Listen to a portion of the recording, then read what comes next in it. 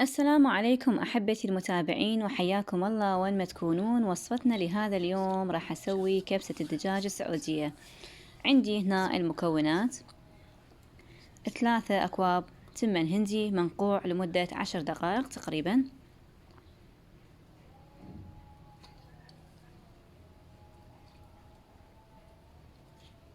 وهنا عندي دجاجة مقطعة إلى نصفين ومبهرتها بملح وكركم والفلفل الأسود والكزبرة المطحونة تقريبا قبل ساعة مبهرتها. هنا نجي عندي بصل مثروم ناعم، وكذلك ثوم مثروم ناعم، وهنا راسين من الثوم عدلات. هنا عندي طماطة وفلفل مقطع إلى مربعات، وكذلك جزر مبروش.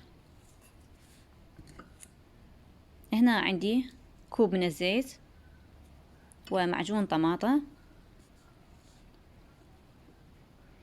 هنا نجي للتوابل. هنا مخلية مجموعة من التوابل من البهارات المشكلة والكركم والبابريكا الحلوة والكزبرة المطحونة والفلفل الأسود والملح، أو تكتفون فقط ببهارات الكبسة مع الملح. وهنا عندي البهارات الصحيحة هنا أمامكم، هنا ورق الغار والهيل وأعواد الدارسين والنوم بصرة، وهنا حبيبات الكزبرة الصحيحة. هسه راح ننتقل للطباخ أمامكم. هنا بدينا خلينا الزيت،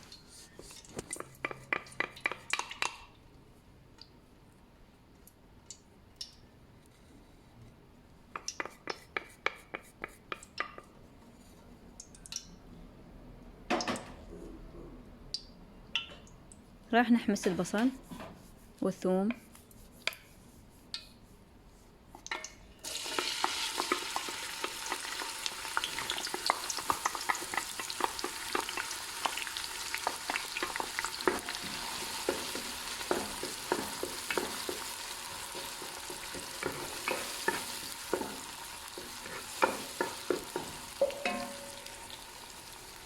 هنا راح نخلي البهارات الصحيحة ويا الثوم العدل.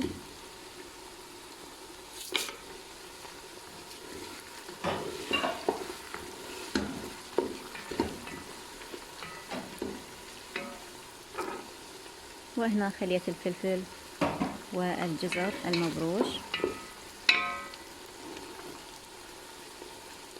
بدي أتقلب بيهم وأحمسهم حمسة.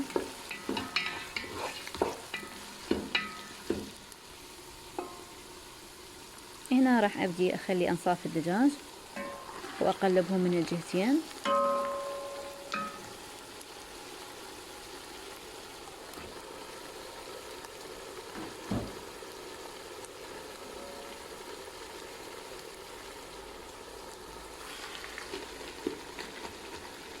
هنا راح أخليهم ينحمسون وبعدين أقلبهم على الجهة الثانية يتشوحون الدجاج.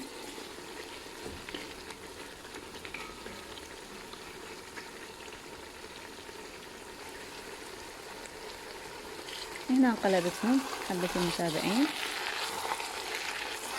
هنا راح أخليهم المعجون أيضا، وراح أحمص المعجون كل زين ويا الدجاج والتوابل والبهارات اللي خليتها.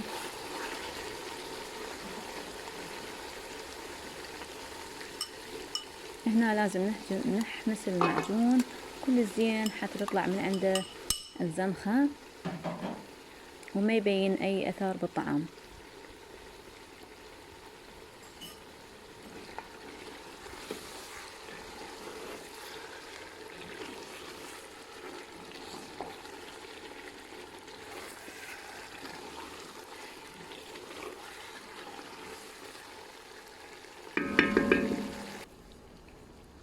هنا من بعد ما انحمس المعجون راح نخلي التوابل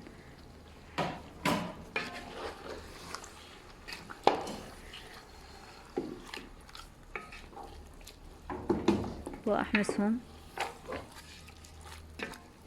حمسة زينة، وأبقى أقلب بيهم.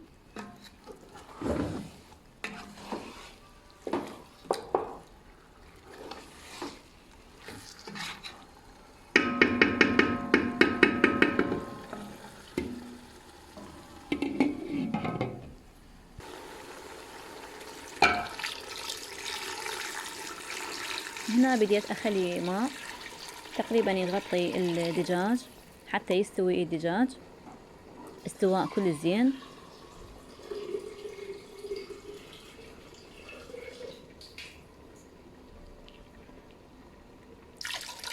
هنا بعد زيته.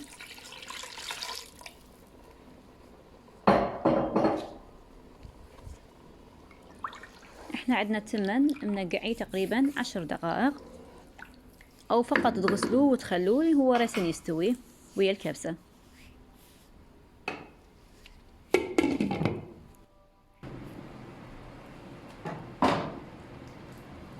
هسه انا راح نضيف التمن.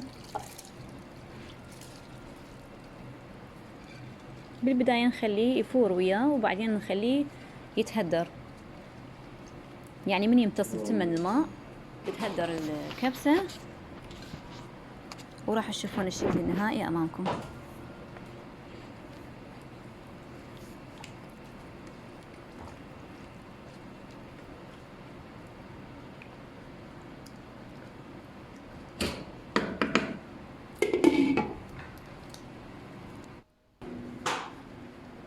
وهنا نشوف احبتي المتابعين، هنا راح اصبه.